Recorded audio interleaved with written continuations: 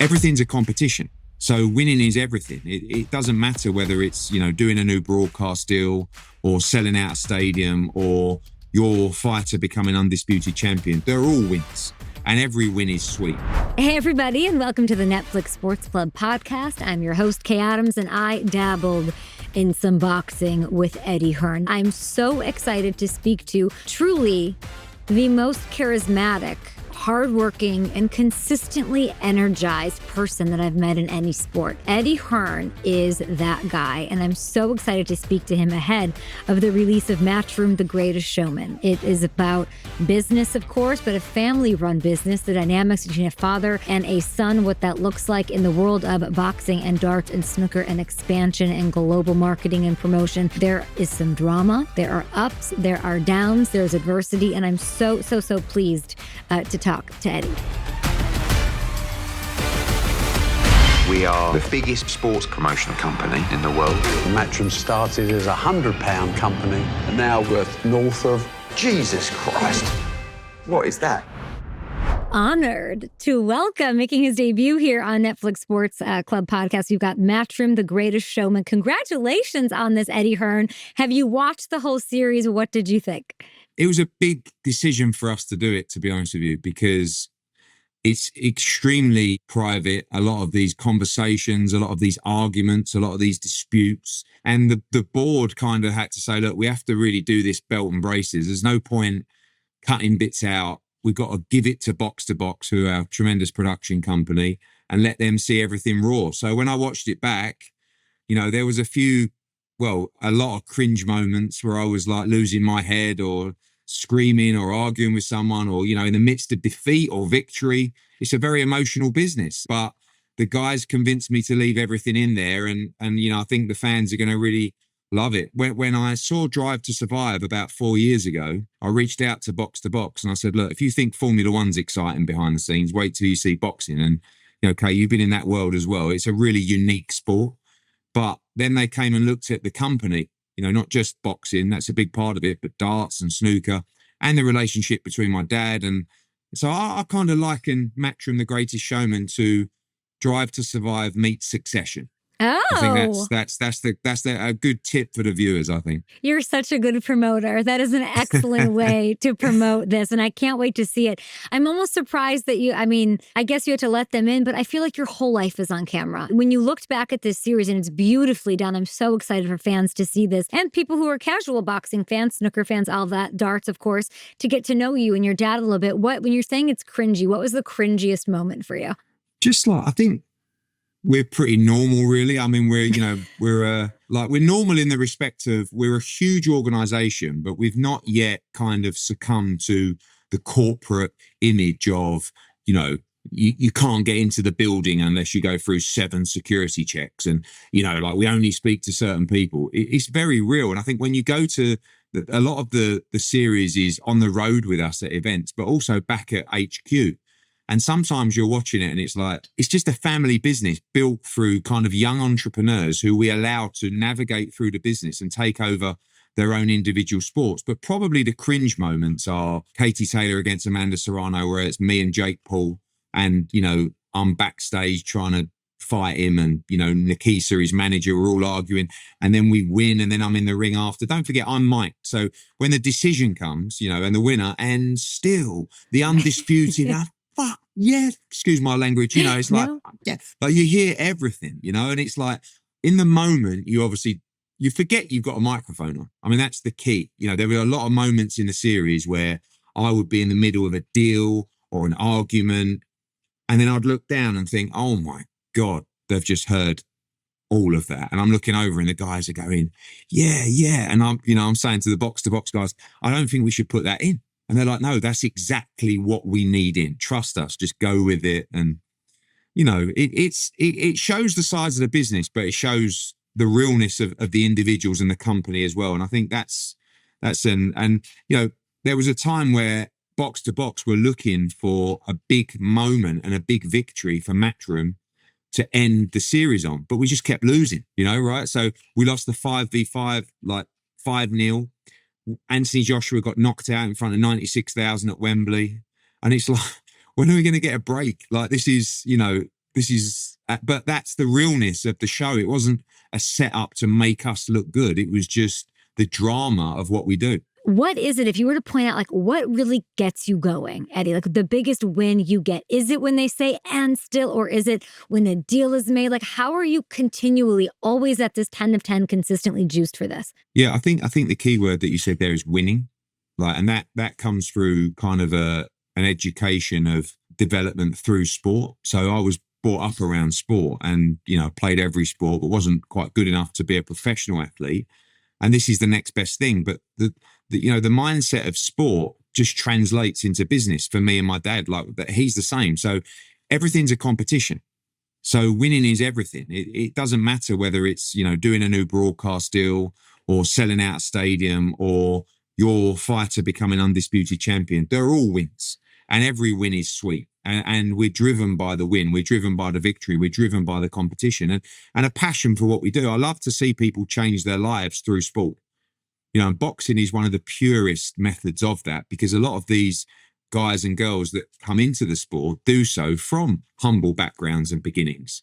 So to see them achieve legacy, financially secure them and their families forever, it's just amazing to be part of a dream. My dad always said to me, if you can get 1% of the adrenaline that a fighter gets when you walk out with them, like, you'll be a very lucky man. Sometimes I feel like I'm getting the 400, like that's just, I live and breathe it every single day. And, we take it very seriously. As you'll see in the show, that it's a family business. So it's something that's very personal towards us. How would you describe the relationship with your dad as we're seeing it unfold? I mean, competitive is definitely a word I would use. I thought that I had, when I was younger, and probably only till fairly recently, I thought I had quite a normal upbringing. But when I actually look back on it and the way I was taught, it was probably anything but normal, if I'm honest. Like, I think the modern day parent wouldn't really get the old school nature of his method of parenting, which was, he says to me every day that, the key is you work like a dog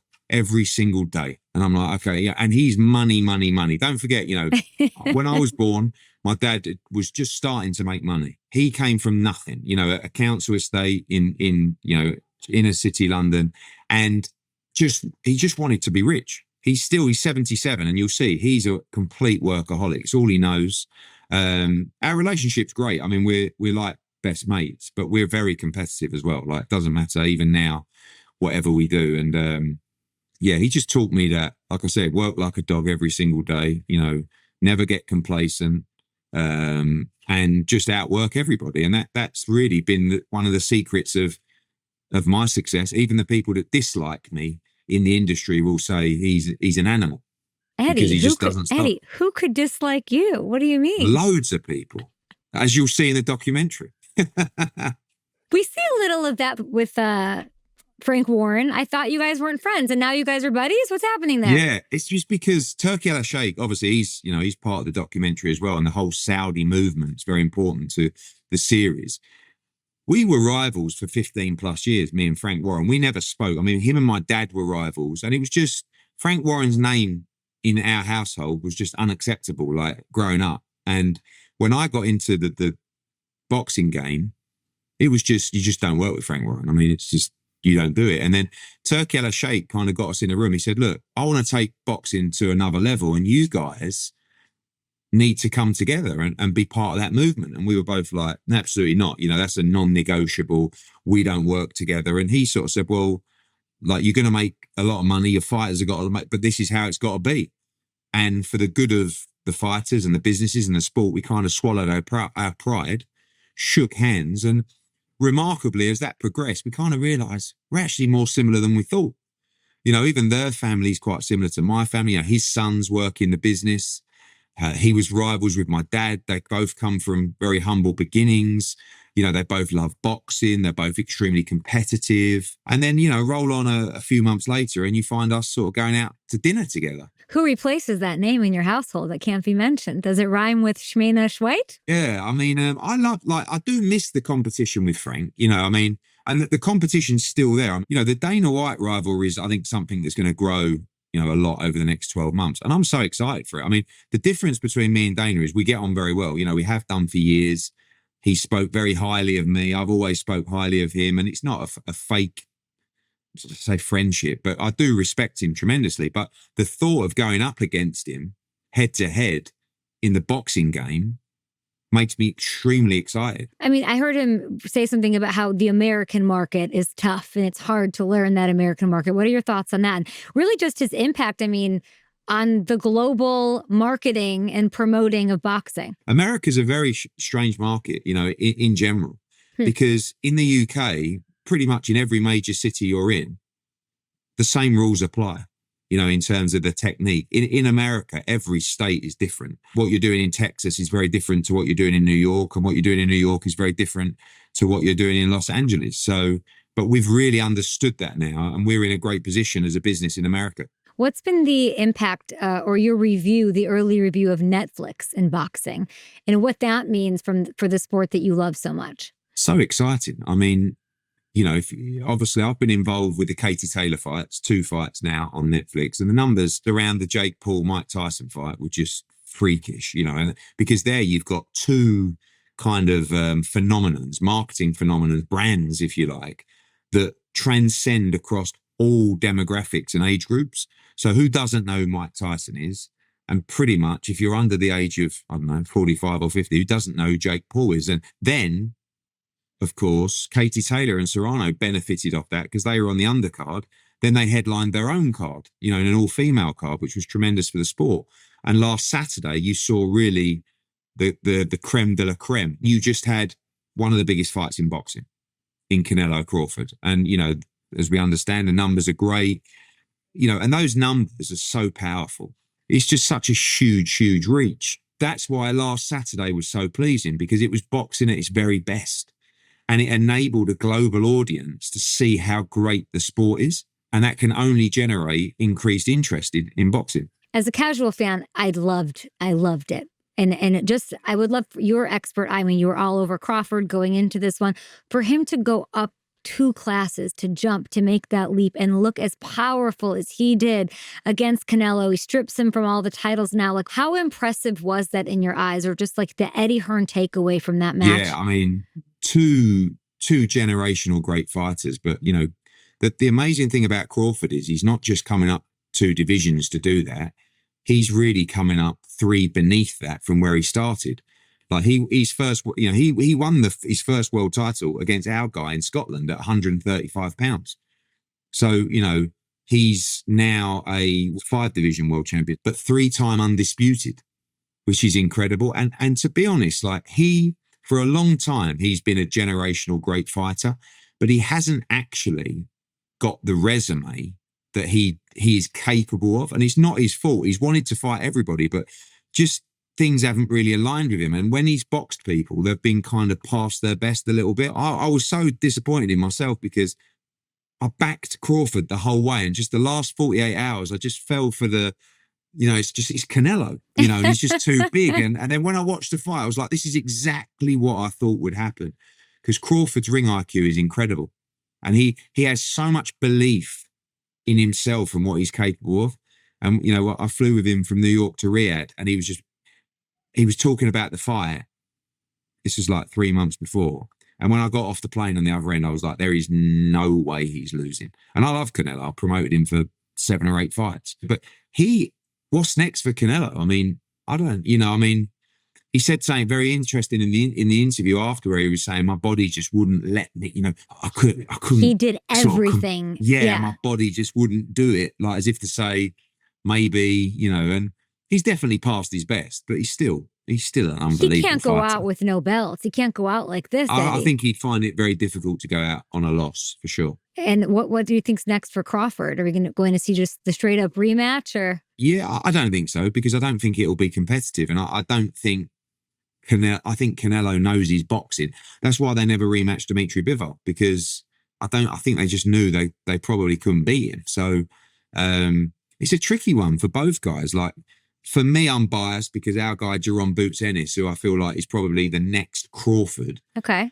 I would love those 2 to fight, but Crawford probably is not going to want to give a shot to a younger guy coming through, you know. He's 38 years old, and Chris Eubank Jr. wants him. How do you feel about that? Yeah, I just think he's so limited. I mean, Eubank's always his fight coming up with Conor Benn's phenomenal, but there's so many levels between Crawford and Eubank. It's like, but to be honest with you, there's so many levels between Crawford and most other fighters in the world. So, So is he just like one of the best for a person casually watching? Is it just like, where do you rank him in the world of boxing right now, Crawford? I mean, I still think he could do with a couple more marquee wins, but talent-wise, I put him up there with Mayweather. I put him up there with all of those guys. Dare I say, he would have been competitive in the great generation of even the Four Kings, with Sugar Ray Leonard and Hearns and Duran and Hagler. He's that good. I think he would have slotted in that era. And maybe he's got a few more, he hasn't won a world title at 160. He missed that out between 54 and 68. So we will see. This is the kind of passion that you guys will see watching Matchroom: The Greatest Showman. You just mentioned Conor Benn. I mean, it's a big part of this series, watching all of the lead up, the egg, the press conferences, all of that. They're doing it again. I think November 7th, 15th, 17th? November 15th, November 15th. What is Conor Benn up to? Why will it be different this time around? So the first time around, he was out for like well over a year. Obviously, he came through. He had to go to trial over, his VADA test. He got himself cleared. It was a big emotional roller coaster, which you see a lot of that in the up close, the tears of Conor Benn and what he went through during that period. And then he got the fight, and the fight was unbelievable. It was one of the best fights we've seen in British boxing history ever. And Conor lost a close decision, but because of that inexperience, and obviously he's coming up 2 weight classes as well. The first fight up there in that and that was another thing, by the way, that was so impressive with Crawford, to deliver that performance for the first time at that weight or anywhere near that kind of weight. And, Conor this time, that fight between Eubank and Benn last time was brutal. Eubank was in hospital for 4 days after that fight. I mean, they were both in hospital together in wards next to each other. And it was a brutal affair. But Conor Benn's 28 years old, and Eubank is mid-30s now, pushing on. So it's going to be tough, but I'm hoping we can get him. You're talking about even just your relationship with an opponent, like not even a rival, but Eubank, but your relationship with Katie Taylor, your relationship with your fighters, it's special. I love getting to, those are the moments that I like seeing. And from the morning you wake up on the day of a fight to the emotional exhaustion that you must feel in this with them and the role you play in those relationships, I feel like Matchroom does that a little bit differently than other promoters, than other family-run companies. Like how important are those relationships, and why are the ones that you have unique? Yeah, we're definitely very emotionally invested in a fighter's journey. Every fighter is different. Sometimes a manager doesn't let you get that close to a fighter, and I don't like that, because I like to be emotionally invested. And if I'm emotionally invested, I'm going to do a great job for you, because I won't stop till you get what you deserve. And Katie Taylor was just someone that, when she wrote to me saying that she wanted to turn professional, and, she'd obviously won Olympic gold. She was the one who actually canvassed to the IOC for women's boxing to even be allowed in the Olympics. And she had to go and have a trial fight in front of the IOC to prove they were worthy. So she's like, and then she wrote to me and said, look, I've done a lot in the amateurs, and I really believe that I can change professional boxing. There was no market really for women's boxing. It just didn't really exist. And out of just courtesy to her, I had the meeting really with a view to say, it's not for us. And I just like the fire in her eyes. And, she's someone of tremendous faith and just passion. And I was like, I've got to be a part of this, and I was driving the machine behind her to make sure that we could walk through those doors. But we did it because of how good she was and how exciting she was to watch. And, you go from her professional debut, we got laughed out of town. We, like people, what, he's doing a women's fight, what is this? And then fast forward, headlining at Madison Square Garden live on Netflix in front of tens of millions of people, making multi-million-dollar paydays. I mean, that story is just an incredible one. And she's just such a wonderful person. And, I just love it. She's literally living out her childhood dream. And I think that's a wonderful thing to be a part of. I can't imagine you doing anything other than what you're doing, Eddie. I cannot. Was there ever a thought to not follow in Barry's footsteps? Was there ever? Yeah, I never.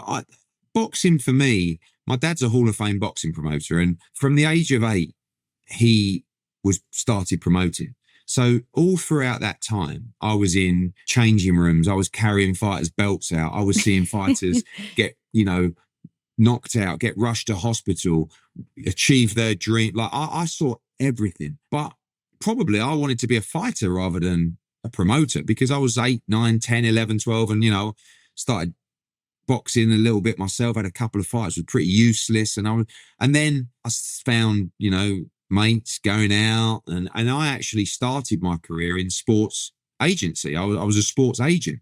I was representing athletes and I was representing golfers on the European tour and the PGA tour for 3 or 4 years, flying around the world. And, golf's a long way from boxing. Long way. It was just like, after a while, I was 23, 24. And my dad was like, look, you've been working it now for 6 years in the sports industry. Why don't you come and work for us? Like, this is our life, it's our family. I'm like, but everyone at school would always used to say to me, you don't need to get a job. You don't need to get qualifications. You're only going to go and work for your dad anyway. And that was like, kind of pushed me away from wanting to do that. And then when I matured as a person, I was like, no, it's actually my responsibility to carry on what he built, and that's why probably why we work like we do, because it's our life. And it's not just boxing that Matchroom's involved in. Of course, darts, the expansion of snooker. What is next? Can you paint me the picture before you go 5 to 10 years from now, when Netflix and Box to Box create another series of the later edition of what Matchroom evolves to? What are you looking to do? I think we've always, me and my dad have got a saying, and it's kind of, it is a bit of a strap line of the business, which is no passion, no point. I really hate the idea of getting involved with something that I really don't have a passion and a drive for. So, we've had approaches from rugby, we've had approaches from basketball. A lot of these sports come to us and say, look, we've seen what you've done with boxing or snooker or particularly darts. Surely you can do that for rugby or for basketball or for gymnastics. And it's like, I don't really know anything about gymnastics. I don't want to fail it. So I need to kind of fall in love with a sport or a project for me to go out there and actually have the drive to do it. So we're always looking, we're always talking, but it needs to be, with the workload that we've got, it needs to be something, obviously, that has a commercial future, but something that really gets me up in the morning and goes, yeah, I want to change this sport. I mean, I think you could sell anything. You are truly the most charismatic person in sports I've ever been around. And it is just a pleasure to watch you expand and grow. And congratulations on this series. Everybody check out Matchroom, The Greatest Showman. Thank you, Eddie. Eddie Hearn was born to do this. He's a star. He works with stars to bring out the best, make the biggest fights happen. And of course, it's available right now. Matchroom, The Greatest Showman. We appreciate all the comments. I tweeted for questions. You guys gave me some that I got to ask the great legend Eddie Hearn. You can keep leaving us messages over on SpeakPipe. It's speakpipe.com/Netflix Sports Club. You can hit us up on social media at Netflix Sports. Of course, you can leave a comment wherever you might be watching right now. And thanks to everybody who's following along on TikTok and amplifying and reposting. Hit that repost button on our Instagram, wherever you might find it. I just found out what the next episode is. You're not going to want to miss a Dallas Cowboy legend, a star, a Super Bowl champion. Michael Irvin will be on the show. He, of course, is a star of America's Team, The Gambler, and his Cowboys, available right now only on Netflix. That is a very special conversation, and it will be our next episode. What were your thoughts when you watched this? The first thing I thought when I saw it was, damn, we were some bad boys. I'm talking about we were together. We were a football team to be reckoned with. Oh, my God, man. If we could have all just focused in a little bit more, man, what we could have done is incredible. The Netflix Sports Club podcast is a production of Netflix and Pod People, with plenty of people to thank. Let's start on the Netflix side with plenty of thanks for our executive producers, Andy Harris and David Markowitz. Our studio engineer is Scott Somerville. And for Pod People, our producers are Buffy Gorilla, Tony Mantilla, and Brian Rivers. This episode was edited for video by Paul Isaacson. Carter Wogan is our sound designer. And I'm your host, Kay Adams. We'll see you next time.